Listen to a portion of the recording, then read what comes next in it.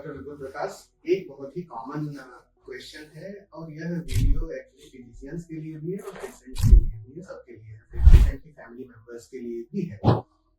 एक बहुत common question है कि कई बार आप देखते हैं कि आपके प्रियजन आईसीयू में भर्ती हैं, उनको निमोनिया डायग्नोस हुआ है, उनकी थेरेपी भी चल रही है प्रॉपर, उसके बाद भी उनकी कंडीशन में सुधार नहीं हो पा रहा है।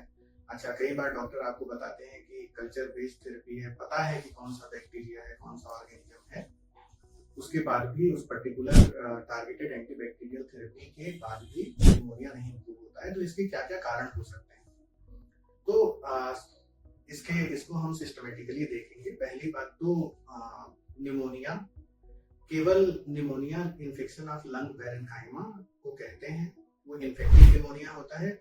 कुछ इडियोपैथिक इंटरस्टिशियल निमोनिया भी होते हैं जिसमें इन्फ्लेमेशन ऑफ लंग पैरेन्काइमा होता है, उसकी दोनों की सीटी की नेचर एक जैसी होती है। तो कई बार इन्फेक्टिव प्रोसेस के साथ कुछ ऑटो इम्यून प्रोसेस भी होती है।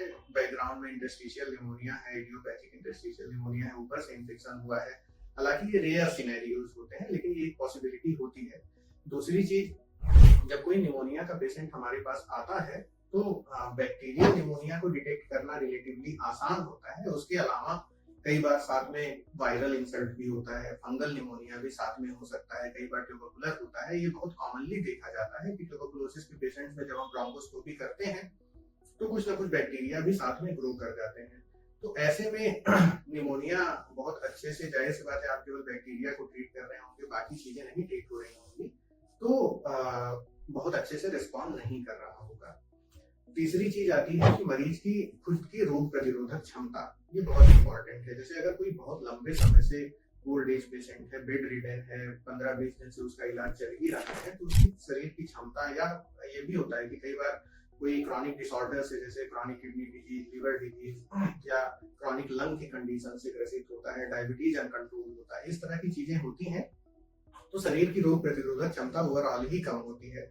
अब जब हम किसी को ट्रीट करते हैं, बैक्टीरिया के लिए एंटीबायोटिक देते हैं, फंगस के लिए एंटी फंगल देते हैं, तो ये एजेंट्स क्या करते हैं कि उन बैक्टीरिया की ग्रोथ को रोक देते हैं, उनकी कॉलोनी काउंट को, उनको मार देते हैं, काफी सिग्निफिकेंटली उनकी कॉलोनी काउंट को कम कर देते हैं। लेकिन चाहे जितनी भी अच्छी एंटीबायोटिक या कुछ भी, कोई भी थेरेपी हो, वो हमेशा 100% बैक्टीरिया को क्लियर नहीं कर सकती है। कई बार ऐसा होता है कि 1-8% या लाख में से एक बैक्टीरिया उस दवा से रेजिस्टेंट होता है। तो यह इम्यूनिटी का काम होता है कि एक दो जो बच रहे हैं उस एंटीबायोटिक से, उसको हैंडल कर ले जाए। अगर इम्यूनिटी बहुत ही ज्यादा वीक है या पेशेंट इम्यूनोपैरालिसिस वाली स्टेट में चला गया है, बहुत लंबे समय से बीमार रहते रहते, तो ऐसे में वो जो एक दो बैक्टीरिया उस पर्टिकुलर एंटीबायोटिक से बच जाते हैं, फिर उनको ग्रो करने का एक एडवांटेज मिल जाता है। उनके भाई बंधु मर गए और उनके पास सारा का सारा सिनेरियो बिल्कुल बना हुआ है, एंटीबायोटिक चल रही है, उससे वो रेजिस्टेंट है, तो आराम से ग्रो करते हैं अगर उन्हें इम्यूनिटी नहीं संभाल पाती है। तो यह एक बहुत इंपॉर्टेंट रीजन होता है, स्पेशली आईसीयू पेशेंट्स में जो क्रॉनिकली बेड रिडन स्टेट में होते हैं।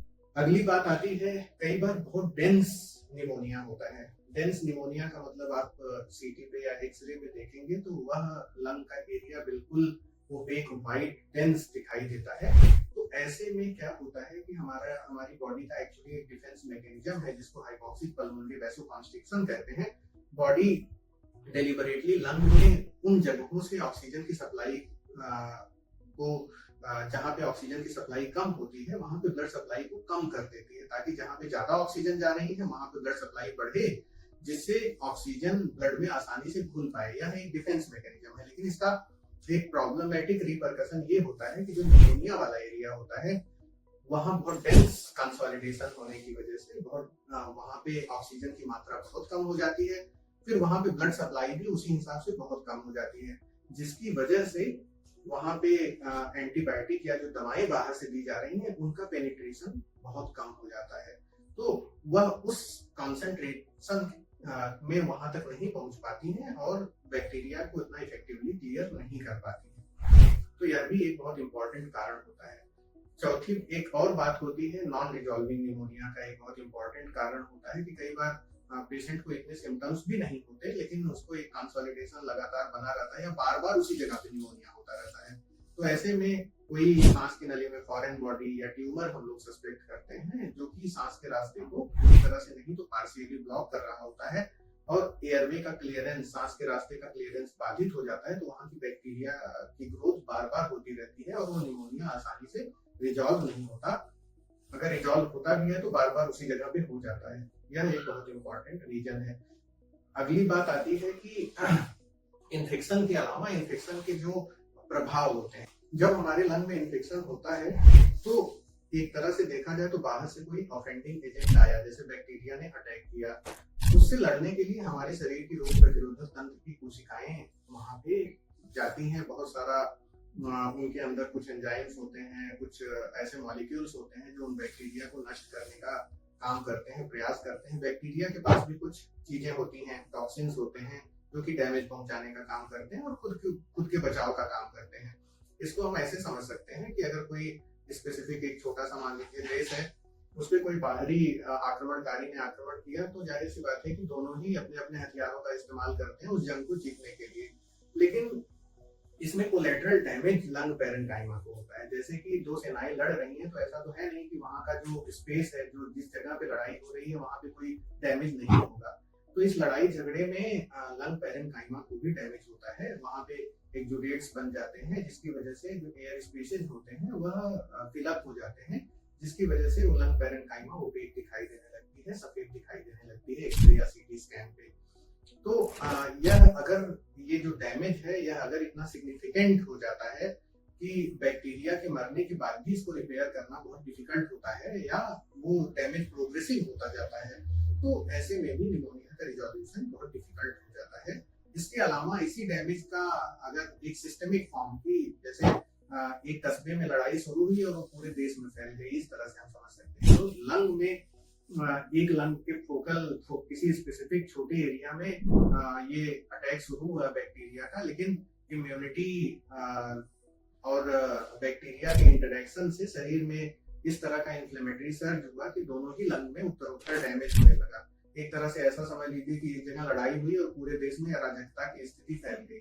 तो ऐसे में भी दोनों लंग्स में सफेदी आने लगती है। तो केवल बैक्टीरिया को मारने भर से काम नहीं चलता है, फिर उसकी अलग स्ट्रेटजीज होती है। इसी कंडीशन को हम ARDS कहते हैं, जो कि बहुत सिग्निफिकेंटली प्रॉब्लमेटिक कॉम्प्लिकेशन है निमोनिया का।